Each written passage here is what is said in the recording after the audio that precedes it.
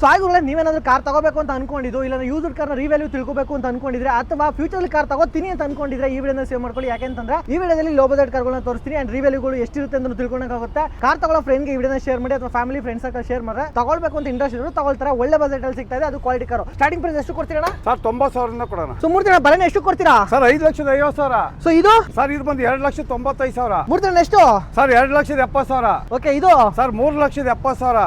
ಇದು ಸರ್ ಇದು ಬಂದು 1,95,000. ಸರ್ ಇದು ಬಂದು 1,60,000. ಸರ್ ಇದು ಬರೀ 2 ಲಕ್ಷ. ಇದು ಸರ್ ಇದು ಬಂದು 5,30,000. ಇದು ಸರ್ ಇದು ಬಂದು 3,75,000.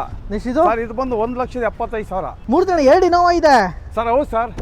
ಇದೆಷ್ಟು ಕೊಡ್ತೀರಾ ಸರ್ ಬರೀ 3,95,000. ಇದು 5,75,000. ಅಣ್ಣ ಎಲೆಕ್ಟ್ರಿಕ್ ಕಾರು ಸರ್ ಬರೀ 1,40,000. ಅಣ್ಣ ನಿಸಾನ್ ಟರಾನ ಸರ್ ಬರೀ 4,30,000. ಡೆಸ್ಟರು ತಮ್ಮ 4,30,000. ಸರ್ ಇದು ಬಂದು 1,45,000. ಪೋಲೋ ಲವರ್ಸ್ಗೆ ಲೋ ಬಜೆಟ್ ಅಲ್ಲಿ ಸರ್ ಬರೀ 1,95,000. ಪೋಲೋ ಪೋಲೋ ಪೋಲೋ ಸರ್ ಇದು ಬರೀ 260. ಬಜೆಟ್ ಅಲ್ಲಿ ಸ್ಯಾಂಟ್ರೋ ಸರ್ 135. ಬೈಕ್ ಪ್ರೈಸ್ ಅಲ್ಲಿ ಒಂದು ಗಾಡಿ ಕೊಡೋಣ ಅಂತ ಕೇಳ್ತಾರೆ. ಸರ್ ಖಂಡಿತ ಕೊಡೋಣ ಸರ್. ಬರೀ 95,000.